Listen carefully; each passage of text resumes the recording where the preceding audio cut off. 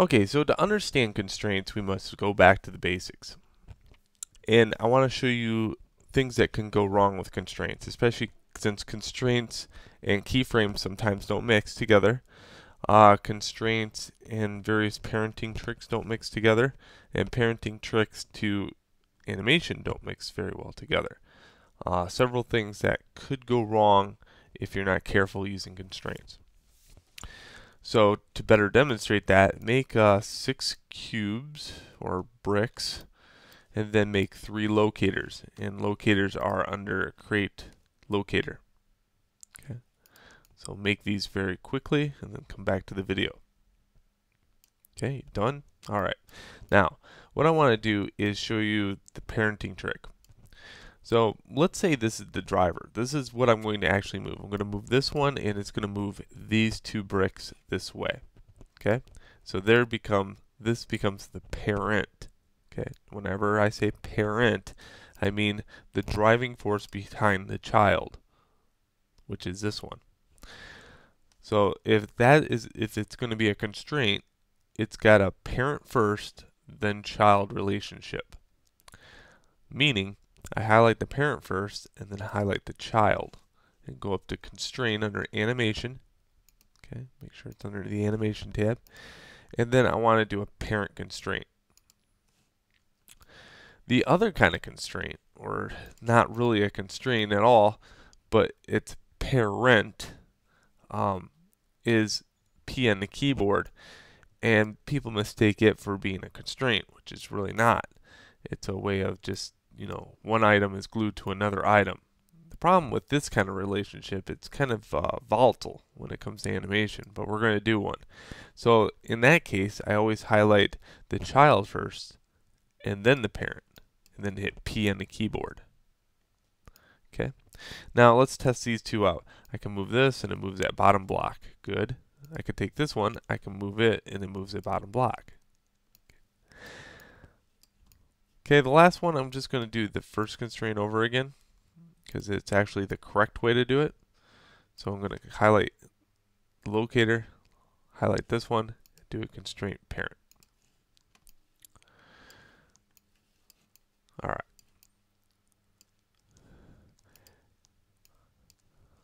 Now, let's say to better illustrate good and bad,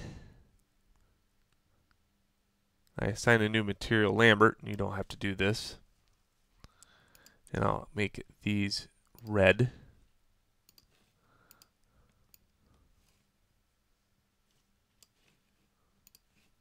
And this one green.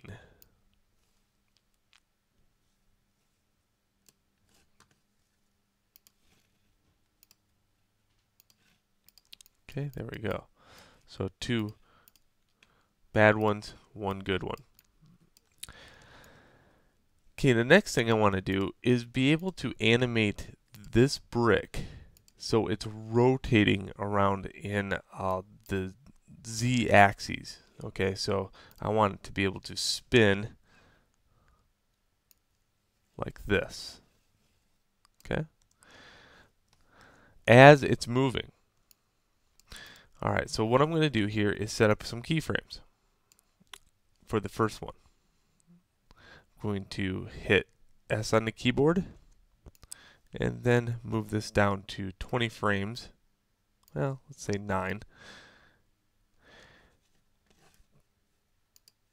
Go over here, rotate it 360 degrees by typing it in and hitting S on the keyboard. So now I should have this.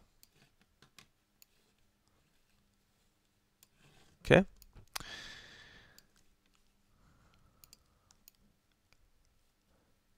Now the next one, I want to do the same thing. Okay. S on the keyboard. Go over to 9. 360 degrees. S on the keyboard. Okay, so let's look at this. How are we going to make it so when we move these forward, these follow? Okay. And they should do that as they go forward. Now, to do that, what I want to do for the two bad ones is this. The first one I'm going to do is take this item right here, and it's going to be the driving force for this one. So I'm going to highlight this one, then highlight this one, and I'm going to constraint parent it. This one, I'm going to do the P on the keyboard thing. So this one becomes the driver P. Okay, so that means when I shoot this forward and animate it, those should rotate, right? Let's see. So I'll put an S on the keyboard, move it forward, S on the keyboard. Same thing. This one, S on the keyboard, move it forward, S on the keyboard. Okay, let's look at what happens here. Let's hit play.